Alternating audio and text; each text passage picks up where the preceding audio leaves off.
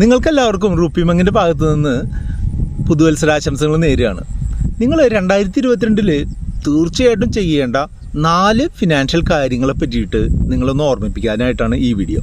ഇതിൽ പറയുന്ന പല കാര്യങ്ങളും നമ്മൾ പല വീഡിയോകളിലൂടെയും ഓർമ്മിപ്പിച്ചിട്ടുള്ളതാണ്. പക്ഷേ ഒരു ബേസിക് ആയിട്ടുള്ളൊരു ഫിനാൻഷ്യൽ അവസ്ഥ, നല്ല ഒരു ഫിനാൻഷ്യൽ അവസ്ഥ നിങ്ങൾക്ക് ഉണ്ടാവണം എന്നുണ്ടെങ്കിൽ ഈ 4 കാര്യങ്ങൾ നിങ്ങൾ തീർച്ചയായിട്ടും ഫോളോ ചെയ്തിരിക്കണം.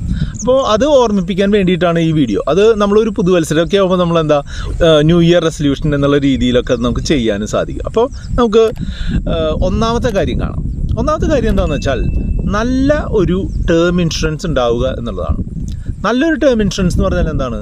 നമ്മൾക്ക് എന്തെങ്കിലും സംഭവിച്ചാൽ മാത്രം നമ്മളുടെ നോമിനിക്ക് നല്ല രീതിയിലുള്ളൊരു കോമ്പൻസേഷൻ കിട്ടുന്ന തരത്തിലുള്ള ഇൻഷുറൻസിനെയാണ് പറയുക ടേം ഇൻഷുറൻസ് എന്ന് പറയുക. അങ്ങനെ ഒരു ടേം ഇൻഷുറൻസ് ഉണ്ടാവുക എന്നുള്ളത് വളരെ പ്രധാനപ്പെട്ട ഒരു കാര്യമാണ്. മറ്റുള്ള ഇൻഷുറൻസുകൾ, ഇപ്പോൾ ഇൻഷുറൻസും ഇൻവെസ്റ്റ്മെൻറ്റുകളും മിക്സ് ചെയ്തിട്ടുള്ള പ്രോഡക്റ്റുകൾ അത്ര നല്ലതല്ല എന്നുള്ളത് നമ്മൾ പല വീഡിയോകളിലായിട്ട് നമ്മൾ പറയാറുണ്ട് അല്ലേ. അതിൽ കുറേ എമൗണ്ട് ഇൻവെസ്റ്റ്മെൻറ്റിനും കുറച്ച് എമൗണ്ട് ഇൻഷുറൻസിനും പോകുന്നുണ്ട്. നമുക്ക് അടയ്ക്കുന്ന തുകയ്ക്കുള്ള ഒരു ഇൻഷുറൻസ് ആനുകൂല്യമോ അല്ലെങ്കിൽ നമ്മൾ അടയ്ക്കുന്ന തുക വളരെ വലിയ രീതിയിൽ വളരാനോ ഉള്ള സാധ്യതയൊന്നും കിട്ടില്ല. അപ്പോൾ അങ്ങനെയുള്ള കാര്യം കൊണ്ട് യൂണിറ്റ് ലിങ്ക്ഡ് ഇൻഷുറൻസ് പ്ലാനുകളോ മറ്റുള്ള എൻഡോമെൻറ്റ് പോളിസികളോ ഒക്കെ ഒഴിവാക്കിയിട്ട് നിങ്ങൾ ഒരു നല്ലൊരു ടേം ഇൻഷുറൻസ് പോളിസി എടുക്കുന്നത് നന്നായിരിക്കും. ഇനി രണ്ടാമത്തെ കാര്യം, നല്ല ഒരു ഹെൽത്ത് ഇൻഷുറൻസ് പോളിസി എടുക്കുക എന്നുള്ളതാണ്. അതായത് ഈ കൊറോണയും അതുമായിട്ട് ബന്ധപ്പെട്ടിട്ടുള്ള സാഹചര്യങ്ങളൊക്കെ വന്നതിന് ശേഷം മെഡിക്കൽ എക്സ്പെൻസ് രംഗത്ത് അതിൻ്റെ ഒരു പണപ്പെരുപ്പം 8% എന്ന് പറഞ്ഞിട്ടുള്ള സർവ്വകാല റെക്കോർഡിലേക്ക് എത്തിയിരിക്കുകയാണ്. മുൻപൊക്കെ അത് ഓരോ വർഷവും 4% വീതം ഉയർന്നുകൊണ്ടിരുന്ന സ്ഥലത്ത് 8% ഒരു നിലയിലേക്ക് എത്തിയിരിക്കുകയാണ്. അതായത് ഓരോ വർഷവും അറ്റ്ലീസ്റ്റ് 8 രൂപ വെച്ചെങ്കിലും നമ്മളുടെ മെഡിക്കൽ എക്സ്പെൻസ് കൂടിക്കൂടി വരുമെന്നർത്ഥം.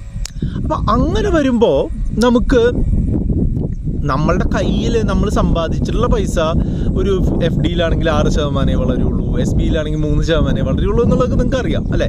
അപ്പോൾ നമ്മൾ സമ്പാദിച്ചു വെച്ച പൈസ ഇങ്ങനെ മെഡിക്കൽ എക്സ്പെൻസിന് വേണ്ടി മാറ്റി വയ്ക്കുന്നുണ്ട് എന്നുണ്ടെങ്കിൽ നമ്മൾ ഓരോ കൊല്ലം കഴിയും തോറും നമ്മളുടെ ബൈയിങ് പവർ കുറഞ്ഞു വരാനായിട്ട് സാധിക്കും. അതുകൊണ്ട് നിങ്ങൾ ചെറിയ ഒരു പ്രായത്തിൽ തന്നെ നിങ്ങൾക്കും നിങ്ങളുടെ ഫാമിലി മെമ്പേഴ്സിനും ഉള്ള മെഡിക്കൽ ഇൻഷുറൻസ് എടുക്കുക എന്നത് വളരെ പ്രധാനപ്പെട്ട കാര്യമാണ്. ഈ മെഡിക്കൽ ഇൻഷുറൻസ് ആയാലും ടേം ഇൻഷുറൻസ് ആയാലും നിങ്ങൾക്ക് കണ്ടുപിടിക്കുന്നതിനായിട്ട് വളരെ നല്ലൊരു പ്ലാറ്റ്ഫോം ഉണ്ട്. ഡിറ്റോ എന്ന് പറഞ്ഞിട്ടുള്ള പ്ലാറ്റ്ഫോമാണ്.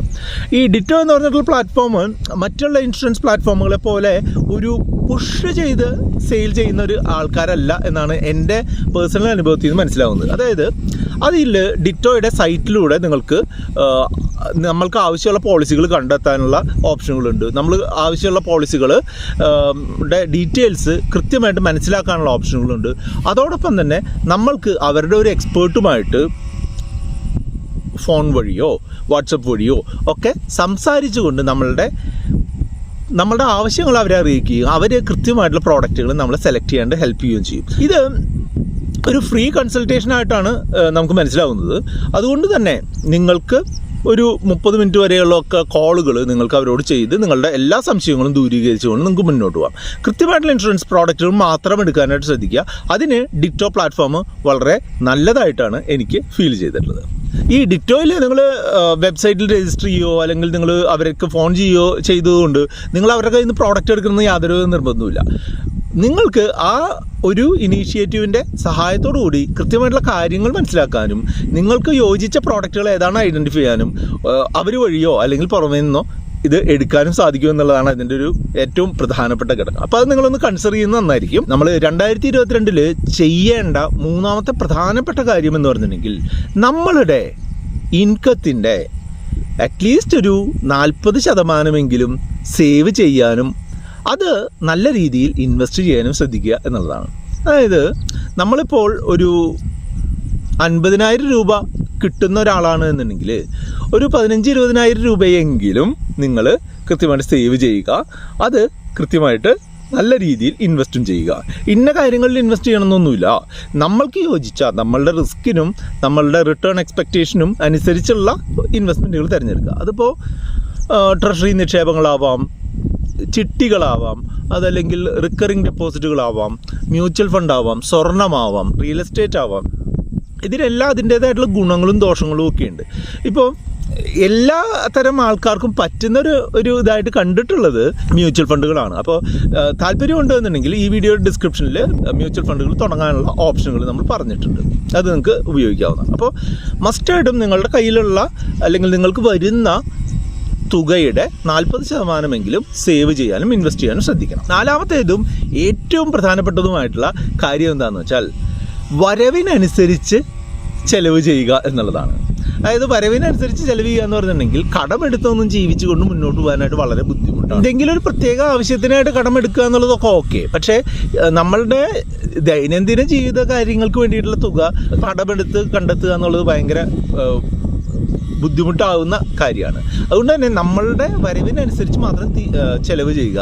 ആ ചെലവ് നമ്മൾ എന്തൊക്കെയാണ് ചെയ്യുന്നത്, എന്തിനൊക്കെയാണ് നമ്മൾ ചെലവ് ചെയ്യുന്നത്, എത്രയൊക്കെയാണ് ചെലവ് ചെയ്യുന്നത്, അത് നമ്മുടെ ബഡ്ജറ്റിൻ്റെ അനുസരിച്ചാണോ എന്നുള്ള രീതിയിലൊക്കെ കാര്യങ്ങൾ കൃത്യമായിട്ട് അനലൈസ് ചെയ്തുകൊണ്ട് മുന്നോട്ട് പോയി കഴിഞ്ഞാൽ 2022 നിങ്ങൾക്ക് വളരെ നല്ലൊരു വർഷമാവാനുള്ള സാധ്യതയുണ്ട്. അങ്ങനെ എല്ലാവർക്കും നല്ലൊരു വർഷമായി മാറട്ടെ എന്നുള്ള ആശംസയോട് കൂടിയിട്ട് ഈ വീഡിയോ നമ്മൾ അവസാനിപ്പിക്കുകയാണ്. അപ്പോൾ ഞാൻ മുൻപ് പറഞ്ഞിട്ടുള്ള കാര്യങ്ങളിൽ ഡിറ്റോ എന്ന് പറഞ്ഞിട്ടുള്ള പ്ലാറ്റ്ഫോം ഉപയോഗിച്ച് നിങ്ങൾക്ക് ഇൻഷുറൻസ് സംബന്ധിയായിട്ടുള്ള കാര്യങ്ങൾ മനസ്സിലാക്കുന്നതിനായിട്ട് നിങ്ങൾക്ക് ഈ വീഡിയോയുടെ ഡിസ്ക്രിപ്ഷനിലുള്ള ലിങ്ക് ഉപയോഗിക്കാം.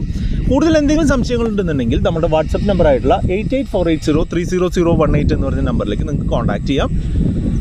ഈ വീഡിയോ കൂട്ടുകാർക്ക് ഇഷ്ടപ്പെടുമെന്നുണ്ടെങ്കിൽ അവർക്ക് ഷെയർ ചെയ്യുക, ലൈക്ക് ചെയ്യാനും കമൻറ്റ് ചെയ്യാനും മറക്കണ്ട.